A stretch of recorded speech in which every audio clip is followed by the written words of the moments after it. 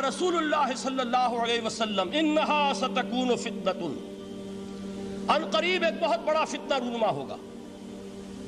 حضور نے خبر دی فتنے کی۔ حضرت علی فرماتے اس پر میں نے عرض کیا، قلتو، میں نے عرض کیا، مل مخرج منہا یا رسول اللہ، اے اللہ کے رسول اس سے نکلنے کا راستہ کون سا ہوگا؟ دیکھیے یہ لکھا ہوا ایگزٹ، نکلنے کا راستہ۔ اور عام طور پر آپ نے دیکھا ہوگا بڑے ہالز میں یہ سرخ روشنی ہوتی ہے، اس میں اس کا اہتمام کیا جاتا ہے کہ اگر خدا نہ خواستہ کوئی حادثہ ہو جائے لوگوں کو معلوم ہو نکلنے کا راستہ کون سا، یہ مخرج ہے۔ حضور نے خبر دی کہ فتنہ ہوگا۔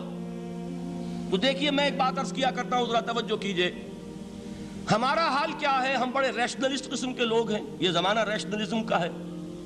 اگر ہم ہوتے تو کیا پوچھتے؟ وہ فتنہ کیا ہوگا، کیوں ہوگا، کہاں سے آئے گا؟ ہمارے سوال یہ ہوتے ہیں، کب آئے گا، کیوں، کہاں، کب، کیسے۔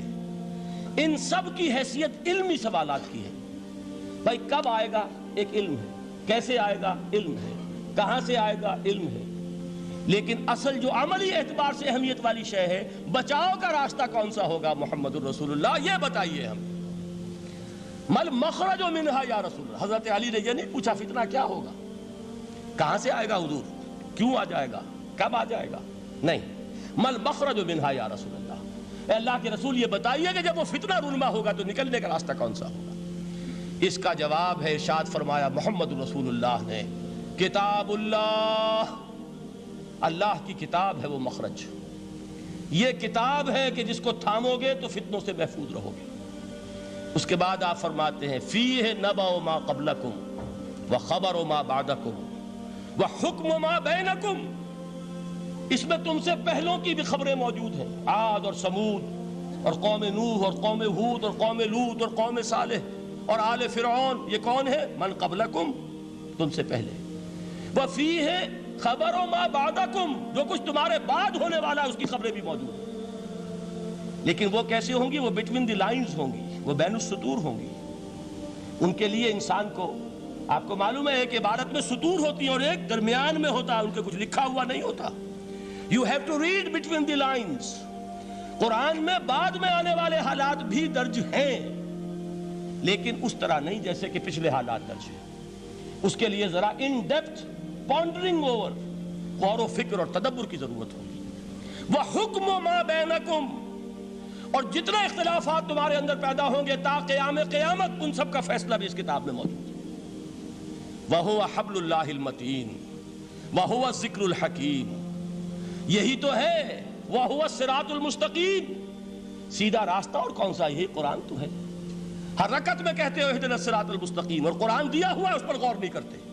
عجیب تماشا ہے ہمارا، نماز کی ہر رکعت میں اہدنا الصراط المستقیم، اور حضور فرمائے وَهُوَ الصراط المستقیم، صراط مستقیم یہ قرآن ہی تو ہے، الذکر الحکیم یہ قرآن ہی تو ہے، وَهُوَ حبل اللہ المتین، اور یہی ہے اللہ کی مضبوط رسی۔ آپ نے قاری صاحب سے وہ آیات سنی سورہ آل عمران کی، وَاعْتَصِمُوا بِحَبْلِ اللَّهِ جَمِيعًا وَلَا تَفَرَّقُوا، اللہ کی رسی کو مضبوطی سے مل جل کر تھامو اور تفرقے میں مبتلا نہ ہو۔ تفرقہ ہوگا تو کیا ہوگا؟ تمہاری ہوا اکھڑ جائے گی۔ آج آپ کو معلوم ہے دول عرب اگر یہ یکجا ہو جائیں، ایک دن کے لیے اسرائیل قائم نہیں رہ سکتا، امریکہ نہیں، امریکہ کا باپ اسے قائم نہیں رکھ سکتا۔ اگر امت عرب ہی جمع ہو جائے، عالم اسلام تو بڑی شے ہے، جو وسائل ان کے پاس ہیں، جو اللہ تعالیٰ نے ان کو نعمتیں عطا فرمائی ہیں، لیکن افتراق، انتشار، اختلاف، جتھے بندی، گروہ بندی، دھڑے بندی، اس نے اسرائیل کا خنجر ان کے سینے میں پیوست کیا ہوا ہے۔ اس لیے کہ فَتَذْهَبَ رِيحُكُمْ، اگر تم اختلاف کرو گے تو تمہاری ہوا اکھڑ جائے گی۔ آج وہ ہوا اکھڑ چکی ہے۔ تو فرمایا وَاعْتَصِمُوا بِحَبْلِ اللَّهِ جَمِيعًا وَلَا تَفَرَّقُوا، اللہ کی رسی کو مضبوطی کے ساتھ مل جل کر تھامو اور تفرقے میں مت پڑو۔ حضور فرما رہے ہیں وہ اللہ کی رسی کون سی؟ ہوا حبل اللہ المتین، یہی قرآن ہے اللہ کی مضبوط رسی۔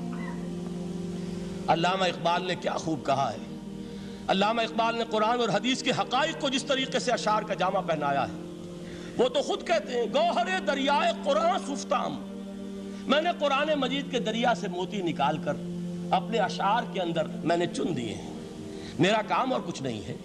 موتی کوئی بھی غواص پیدا نہیں کرتا، دریا کی گہرائی سے نکال لاتا ہے۔ یہ میری حکمت نہیں ہے جو میرے اشعار میں ہے، یہ میں نے قرآن مجید کے دریا میں غوطہ زنی کر کے اس سے یہ موتی نکالے، گوہر دریائے قرآن سفتام۔ اب دیکھیے اسی حدیث کے اس ٹکڑے کو کیسے شعر میں لائے ہیں۔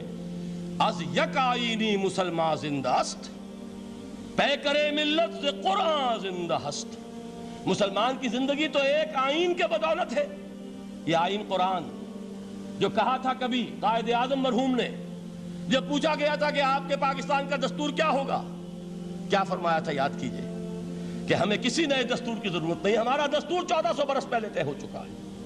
یہ ہماری بدقسمتی ہے جو کچھ کہا تھا قائد اعظم نے کہ God has given us a golden opportunity to prove our worth as architects of a new state, and let it not be said that we didn't prove equal to the task۔ میں معذرت کے ساتھ عرض کروں گا حضرت کہ واقعہ یہ ہے کہ ہم اس کے equal to the task ثابت نہیں ہوئے۔ قائد اعظم کا دیا ہوا پاکستان آج دنیا میں موجود نہیں۔